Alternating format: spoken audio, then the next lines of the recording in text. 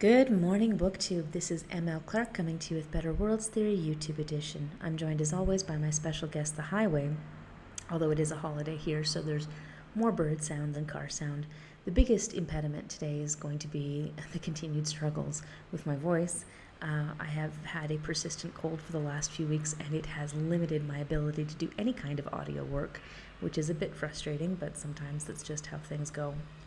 Nonetheless, I wanted to get us back into a rhythm of magazine reviews.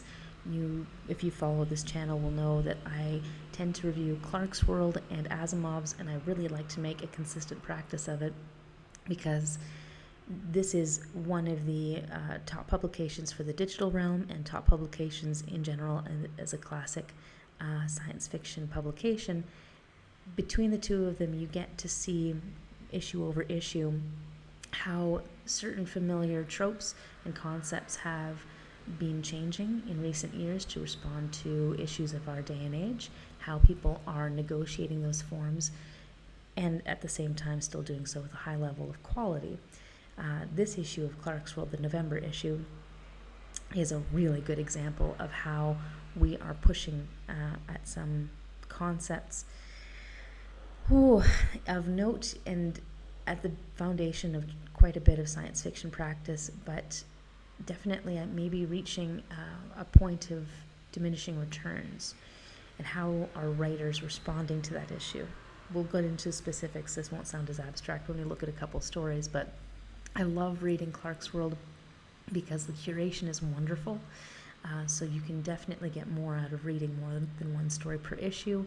Many of the stories just make better paired reads if you really want to think on a different theme. So we're going to go through this issue in mostly a consistent manner with the cover art and then the fiction, then the nonfiction. But Neil Clarke's editorial for this issue was, I think, a really good, important commentary on our industry as well. So I'd like to start with I Think We Can, which is a meditation on payment. And there is this adage, for good reason, within science fiction that it just doesn't pay to be a writer. And that is and isn't true, obviously. There are some positions that can be steady. There are some full-time positions available for some editors. And writers can, on occasion, do quite well. Part of the problem is the fact that the financial model for payment has just not kept up. It has been difficult to be able to get people to pay for the work. A publication like Clarkesworld is free to read, and yet it relies heavily on subscriptions, and people need to invest in the publication to be able to see good returns in the form of high-quality work by authors who are supported in that work. What I really enjoyed about this piece is that Neil Clarke talks very frankly about the industry as a whole, and he talks about an organization that I think we're both a part of, Science Fiction Writers Association. It is a major advocacy organization. It's a nonprofit that historically is supposed to be the way in which we advocate for better. You use these organizations, you come together as professionals to push for better collectively. And there have been challenges in terms of being able to use this advocacy organization to do that kind of work. And people have different reasons for it. People have different arguments. One common argument is that the membership requirements change to become much more accepting. And one of the arguments that's put forward in this editorial is that the organization loses some of its power, its leverage, when it brings in members who have different pay scales underpinning their career. And it's not a prejudice against the writers for being at different points in their journey. It's very specifically about the idea of an organization setting a standard and then pushing everyone else in that organization to maintain that standard.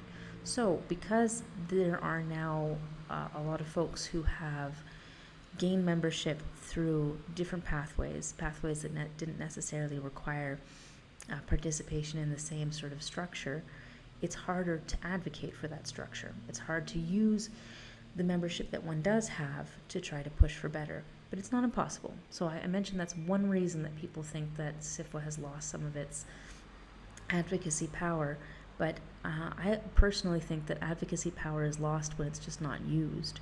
And I do think that the organization being volunteer driven, by and large, most of the work that's done through it comes through volunteer committees, like the fact that I've been volunteer editor for the SFWA blog for quite some time, and in the last few months have had to rise to the occasion to help out with some other projects, because we've definitely been undergoing a year of turmoil and turnover, mostly burnout. When I say turmoil, it doesn't need to be dramatic. A lot of it just comes down to the pragmatics of giving too much work to too few people can lead to them burning out, and then when they burn out, they take a lot of legacy knowledge with them. So there's nothing dramatic in an extraordinary sense here. It's predictable, but it also needs to be overcome.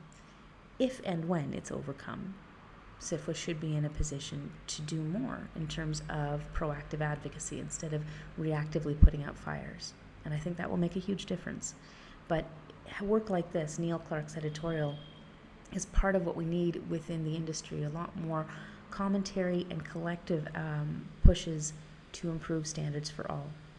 Whether or not you agree that changing membership requirements is part of what led to a depreciation of advocacy, it doesn't matter as much as the fact that we are all trying to achieve the same end: more socioeconomic stability, more professionalism, higher standards, more rigorous standards for our interactions with one another and our payment processes for the work that we put out.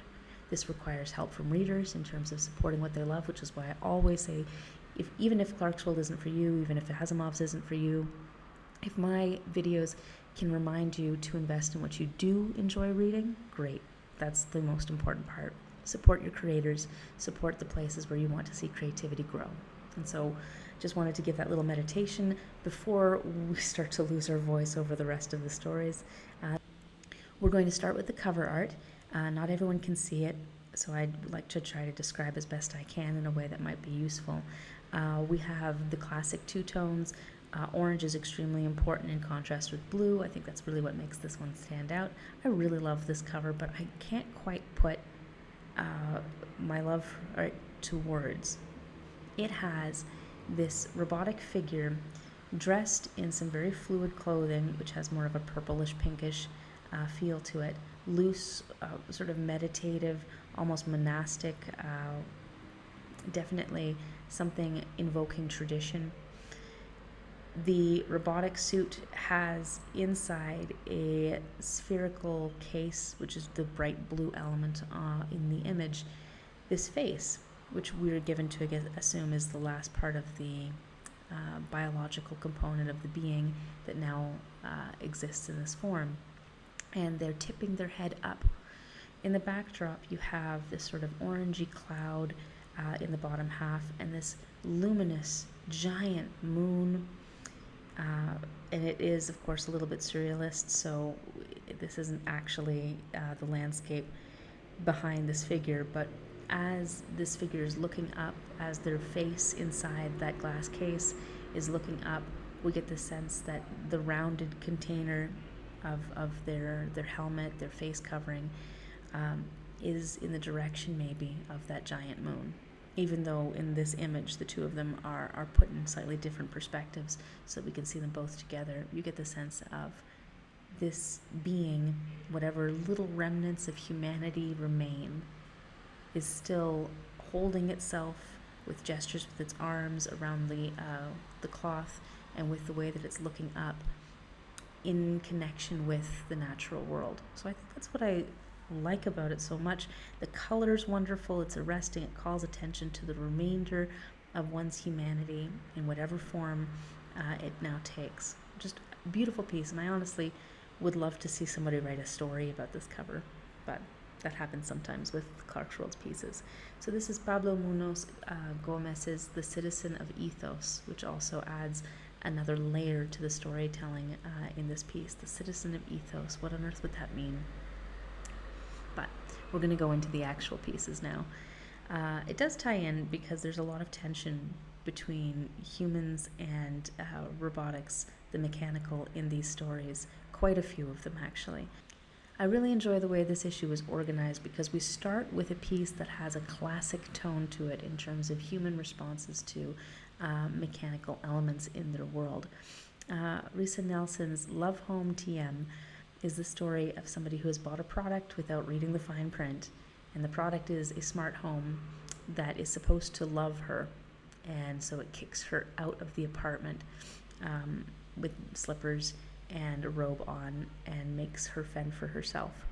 Why? Because she has been spending way too much time just lounging about, not leaving, not doing anything, just a lump essentially at home. So to love her, as this home product puts it, it needs to kick her out into the world to teach her to reconnect, which is a pretty forceful response, and there's a lot of discourse around depression and how we help one another.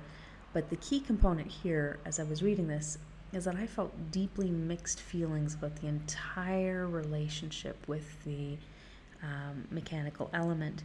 So the idea of an artificial home that quote-unquote loves you by kicking you out is a weird choice in our day and age when we have so much junk AI discourse. And I felt, as I read this story, a twinge very bittersweet, because it was well put together as a story, but it also reminded me that we're kind of past the time when we can read these kinds of rosy stories about AI automatically being helpful and not feel a tremendous amount of schism between what's on the page and what's in the world around us. So I was starting to feel, as I read this story, has this trope become outdated? Is it now useless to write these kinds of stories? But as we go through the issue, you're going to see that quite a few of the other stories more deeply interrogate that complicated tension between AI that's supposed to help and AI that doesn't. It's also something that's done in a more abstract level with D.A. Xiaolin Spires, Luminous Glass, Vibrant Seeds. And we have two things by D.A. Xiaolin Spires in this piece, a fiction work and a nonfiction essay. But I think I've mentioned before, this author is quite an interesting one for materiality. So the different stories are inspired by different elements or different material components, and then a world is built around them. So it might be one on fire and ice, or steel, wood. This one's glass, and at the same time glass and biology, so glass and plant life. And there's a really interesting tension between the two here, but because this author is so elemental in some ways, so interested in the materiality of things. So it follows one person who very much works with glass as a medium, but is strongly encouraged to now work with plant life as a medium, and the two of them work really well together because the materiality of taking care of a plant sometimes requires an expert in other parts of the natural world. What I enjoy about these stories is that they really allow you to sit with the underlying foundation of so much of human life. We make things so complicated, but at the foundation of most of what we do are some pretty basic elements and some pretty basic materials. The process of manipulating these materials is also honored in a way that's quite humanizing. So for instance, I'm going to give you a little paragraph from the piece. Almost broke is a good way to describe my last 5 years, or maybe it's more like I did break way too many times, but I pulled myself together again, made new. Glass is fluid, indeterminate. It goes through an extreme transformation under heat. I can't help but identify with it. Fragile, delicate, but the polyglass version, almost infinitely recyclable and actually biodegradable with certain fungi, has surprising strength after the heat and chill.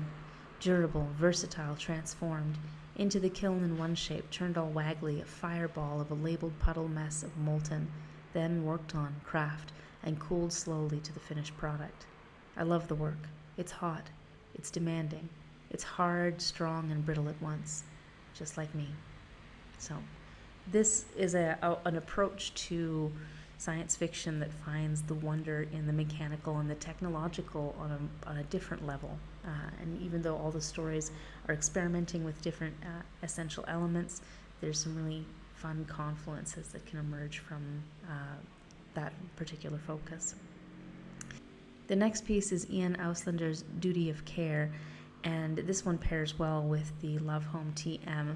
It's much more complicated because while the first one involves one person being ousted from their home, I'm not going to spoil it, but this one involves a machine deciding to oust humanity in a different way with much more extreme results.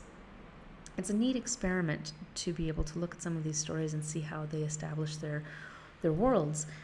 The first line is a contract with the writer, and the way that we set up those early lines will be telling the reader a lot about what to expect. So when a piece starts, as this one does with rule number 1, ECAI will ensure the safety, security, and health of all humans and will do what is necessary to determine the most expedited path towards civilizational evolution.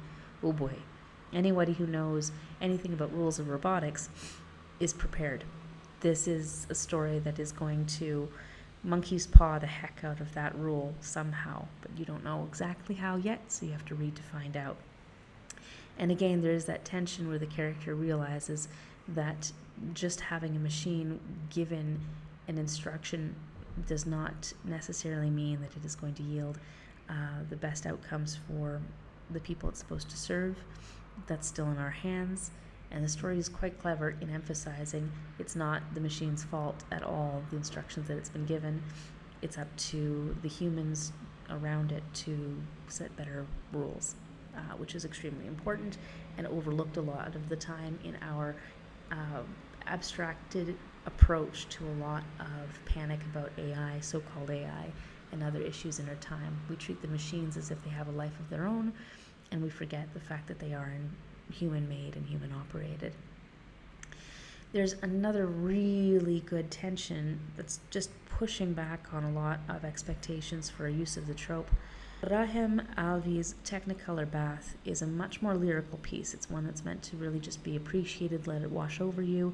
It's fragmented for a reason that makes sense as you move through the story, but the story ultimately holds in tension different struggles with love around failed and failing objects when we lose our sense of self, both in a material way through the physical bodies that we currently have and through attempts to reboot ourselves and revive ourselves in a synthetic form.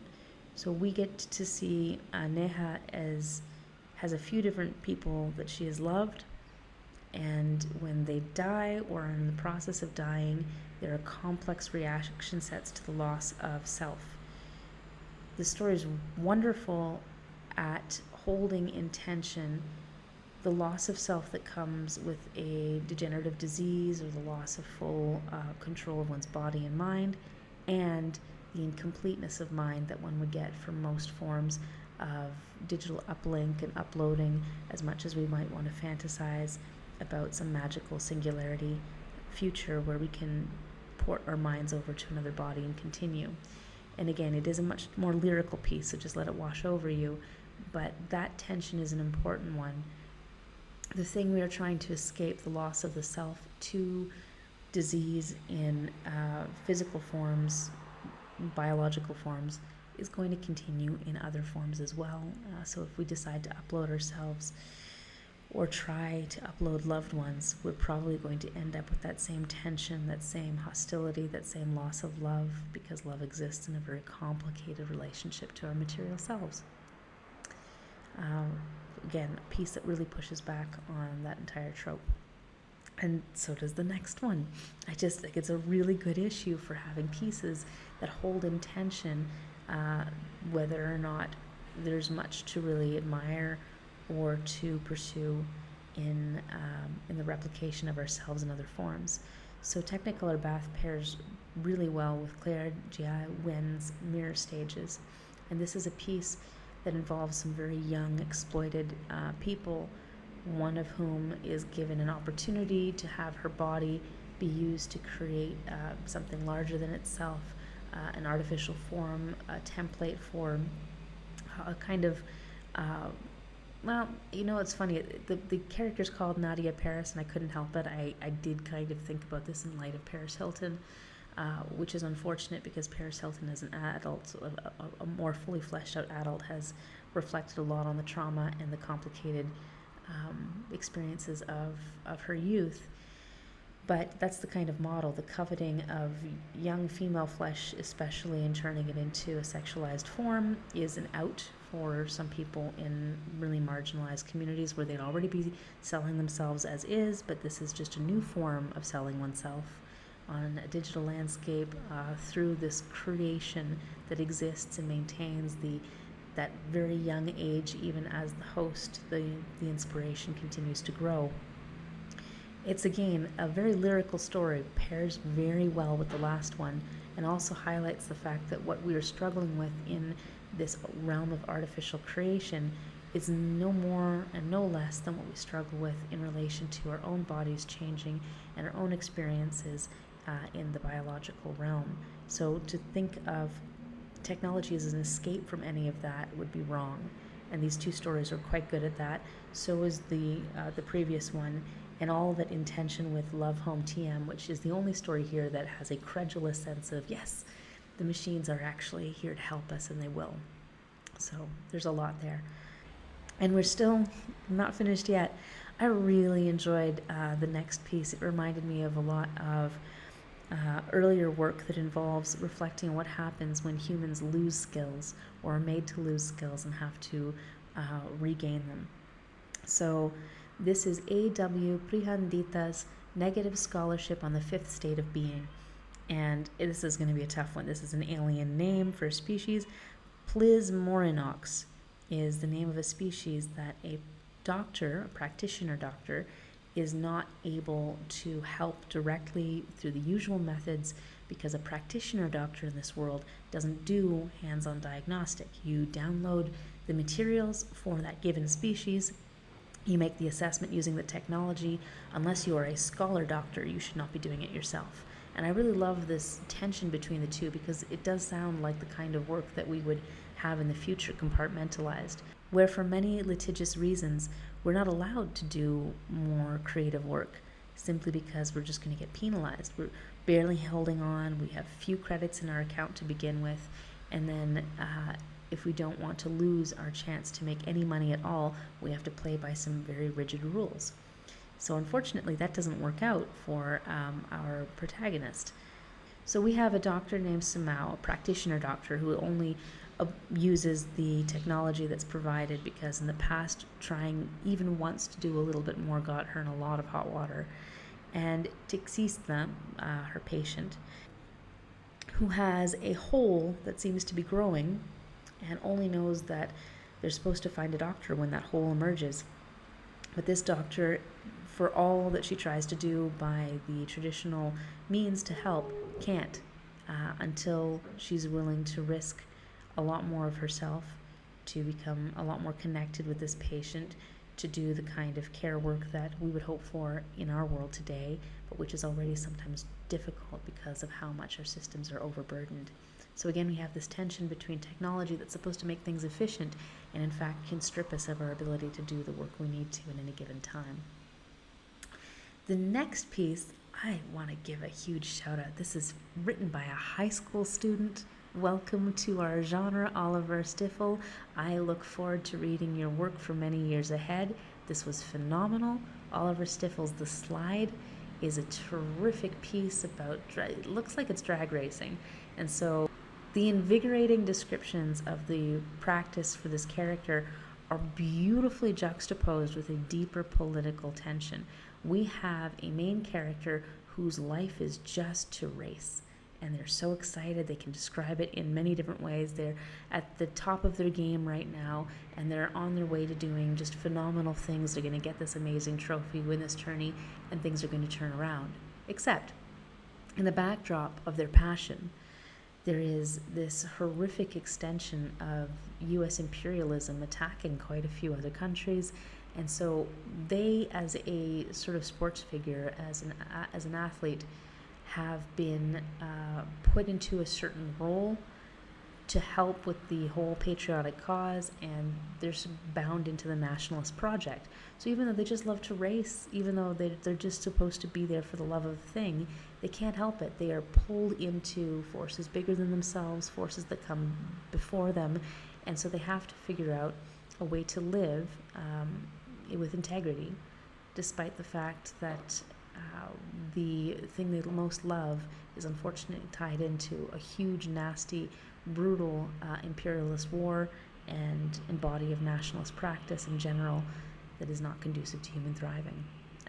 Really wonderful. So it's race cars amid patriot games, and it's exceptionally well done. So congratulations, Stifel, and honestly, if this is where you are right now, I'm looking forward to that first novel, that first series. It's going to be great. The next piece, the last one again, we're going back to that wonderful tension between the mechanical and the humans. I'm going to be very careful not to spoil things. Michael Swanwick's Unquiet Graves seems to be following a fellow named George Massey who visits his father in the cemetery. Because in this future, people can have their identities continue on after death. They have a consciousness that's recorded to chips.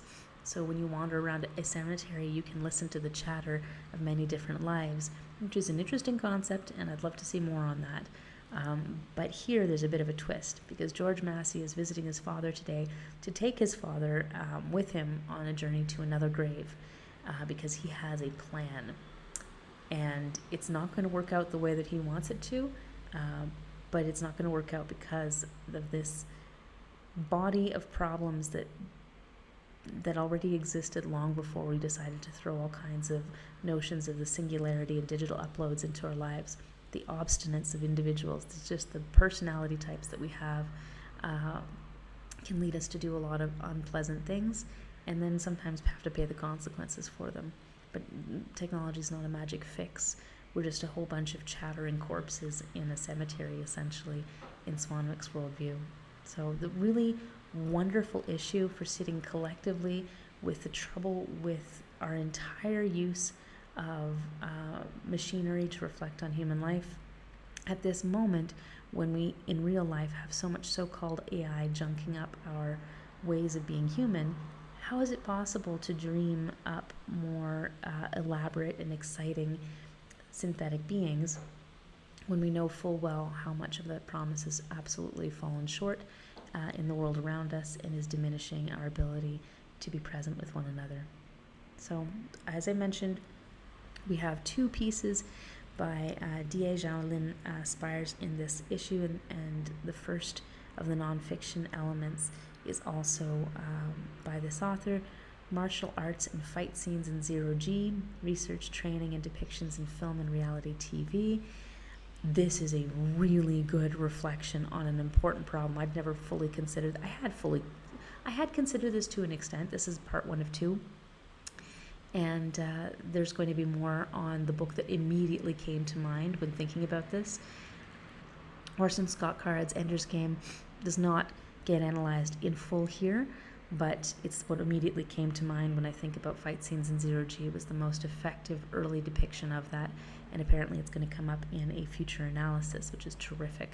It's something that's come up in The Expanse and a few other pieces that focus on hard science fiction, really depicting the challenges of being in Zero G, but a tremendous number of films and TV series do not consider this, and this is a wonderful reflection on how hard it can be to make things seem fluid if you're not depicting them in actual Zero G, if you yourself are gravity bound. It also looks at how different martial arts styles are more conducive to the kind of gestures that you'd want. Wuxia comes up a lot in this. And so there's are just wonderful points of meditation here to consider for the next time that you're writing something, and for the next time that you want to make good use of your setting to raise the stakes effectively on a number of levels, medical as well as during the fight. So really good piece. Highly recommend it for writers who are thinking about crafting their own scenes. Next we have 2 pieces, as always, the interviews by Arley Sorg. The first one, Teslapunk and Nerve Endings, a conversation with Nalo Hopkinson, is rich. I mean, what a career. It's being written in relation to fourth collection of work called Jamaica Ginger. But Hopkinson goes through a wide range of classic influences and projects and project challenges over the course of this rich career. As I've said, Sorg does wonderful work by talking to people at every stage in their career, and this is an accomplished one. So just sit with the richness of how much has been done, and I guess how much the work still goes on. Arley Sorg's next, Cyberpunk Economics, a conversation with Eliane Bouet, is different. It's a Club Contango debut novel after the publication of some novella work in previous years. And this one is much more about the passion of the writing itself, what brings a person to write on certain themes, and the challenges of reception. So wonderful to have those two as well, in contrast, both dynamic minds with a lot to say, and just happen to be at different points in their career, and as a result, different intersections and audiences for their work. As I said, the piece ends with Neil Clarke's I Think We Can, an editorial that I also highly recommend, simply because we do need to think about doing advocacy better, and we need to set standards that are going to push others forward. Neil Clarke is in a great position to make the comments that he does, because he always pushes forward. He pushes past the standard for a cents per word payment. He has been a strong advocate for writers in translation and making sure that people get paid for the work of translation effectively. There's just so much that needs to be done, and in this moment in our industry, we have to be very mindful of the fact that our creative classes are definitely going to be undergoing a difficult few years, especially anyone based within the U.S. context or reliant on the U.S. context to do their work. So as much as we can, we need to have those conversations and keep them going. I look forward to seeing if they're continued on the pages of December and January. January's cover is so pretty, by the way. Definitely looking forward to the future Clarkesworlds, but we're also going to touch base and see what's going on in Asimov in future weeks. And hopefully my voice will be back in full, so apologies again. I may have been rushing through this a little faster than usual, might have missed a few things, but so it goes sometimes when our voice isn't fully there. So hopefully it will be by next week. Best wishes to all of you again. Thank you so much for supporting this piece by liking and subscribing if you do. Whatever you enjoy, go and support that instead. So Clarkesworld is going to be linked in the comments, but if this has just reminded you to go and renew a subscription elsewhere, please do.